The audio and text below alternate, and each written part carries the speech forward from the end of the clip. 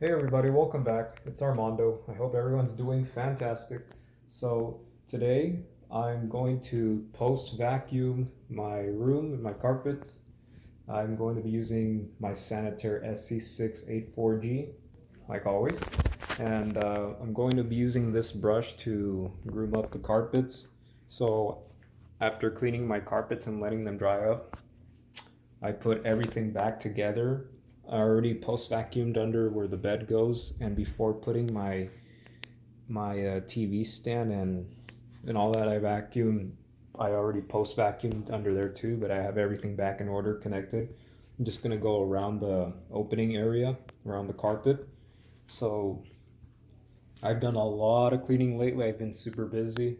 I've already steam cleaned everywhere, even my window, a little bit on the walls. Uh, and I inspected the whole bed before putting everything back together with a flashlight, and there's nothing. So we're all good to go on that. And so, and I've already sprayed a lot of Febreze lately in my room to get some of the smell out after spraying the pesticides. So everything turned out great. Everything's good to go. So I'm just gonna plug in the sanitaire and do a post vacuuming. So sit back, relax, and enjoy. Let's see. All right. So I had recently dumped the bag out of all the debris that I vacuumed when I pre-vacuumed that day before cleaning my carpets. It picked up a lot of debris, I'll tell you that. I already dumped it out, sprayed and wiped underneath, cleaned out the brush roll before putting everything back, and then before doing the pulse vacuum, I don't want to touch it with the same dirt and debris that it had recently vacuumed. So I already shaked out the bag, put the brush roll back on after cleaning it. And so now we're good to go to do some post vacuuming on it.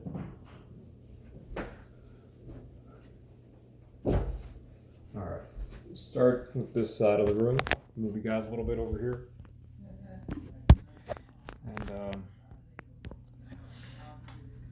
And let's see. Okay. All right.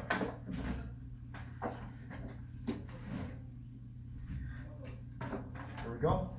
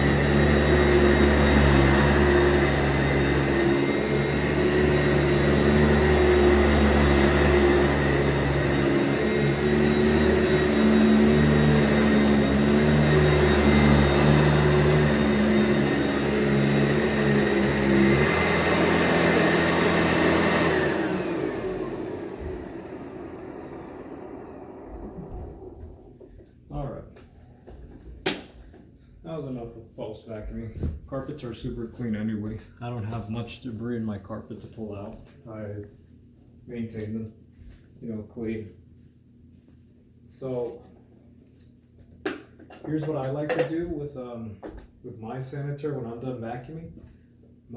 Those of you out there who own sanitaires, this might help you too. But I've learned from another YouTube channel from the Wheeler brothers. Shout out to Joe Wheeler if he's watching this video. That if you remove the lid from underneath the vacuum, I like to remove the belt from the fan and then put it aside and then just put the lid back on. Because you will save your belts and more money on the belts if you take the belt off as soon as you're done vacuuming with it, so that it's not just being stretched into the fan that's pulling the belt. And also this right here, it's pretty hot actually, and when it's hot too, it's just going to be burning the belt, stripping it away a lot. This belt has lasted me for quite a while. I haven't had to change the belt on this sanitaire. I want to say about a year, because so far this is only the second belt I have changed from this vacuum since I got it. So if you want to save your belts from being torn and burned, take it off as soon as you're done vacuuming with the sanitaire. Tuck it in the side right here like this, and you can go ahead and just put the lid back on, put the latches on, and there you go. That's how you can save your belts from these sanitaires, which I think is a pretty good idea. And I always like to adjust the height back to number 6. You don't have to. I mean, that's what I like to do personally. So now that I'm done, take this vacuum, wrap up the cord, and you know, this is part of my this video is a little bit part of what I do when I do some carpet cleaning. I haven't cleaned a carpet for a customer in a while. It's been some time, but I'll post more content about that if anything comes up. Right now I'm just kind of hanging it in there, like I said. For those of you who like vacuum videos, and you guys that like many things about vacuums, I will have another vacuum cleaner coming in, but not yet. It's still taking some time, but I will have another vacuum on the way. But as of right now, you know, so I just got the sanitaire and my other 2 vacuums I have put away, like the wet dry vac and little stick vacuum. But anyways, so now that I finished post vacuuming, you can buy this at your local Lowe's or Home Depot. Make sure the bristles are not rough. I like to groom the carpets personally, so I'm going to groom some of the space, and then I'm gonna groom the last of the carpets off camera, because I will be exiting the room. So this is what I like to do after post vacuuming. Yeah. We get the carpet rake, just drag the carpets like that.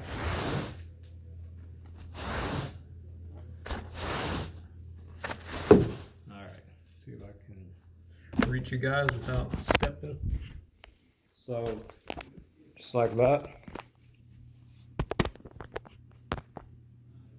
And especially if you're cleaning a customer's carpets, it's always good to groom up those carpets and not leave footprints inside your house. Yes, you can buy a carpet rake if you want, but if you want to just, you know, you just need a brush, that's it. If you use a brush or a rake, it doesn't matter, as long as the bristles are not rough to where it's going to damage the carpet. Get some kind of like mid-soft bristles for the brush.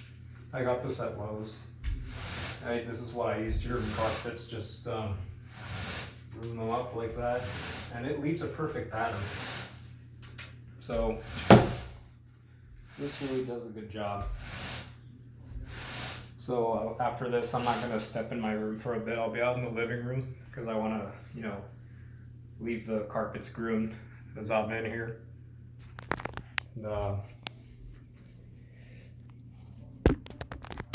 is how I like, you know, want to see the carpet really look out for a bit.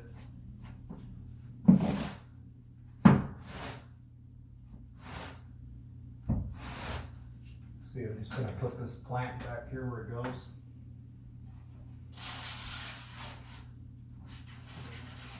Yes, I've always had this plant on the corner. But I always move some stuff away before I vacuum.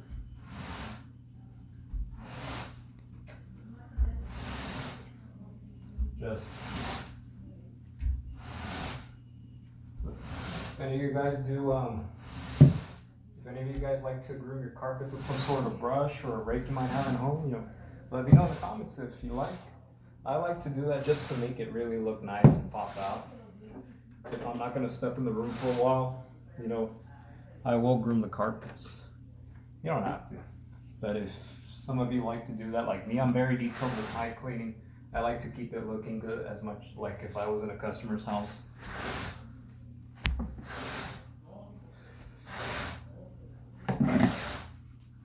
Alright. Just one last spot and I'm gonna groom my way out of the door and I'm gonna leave you guys soon.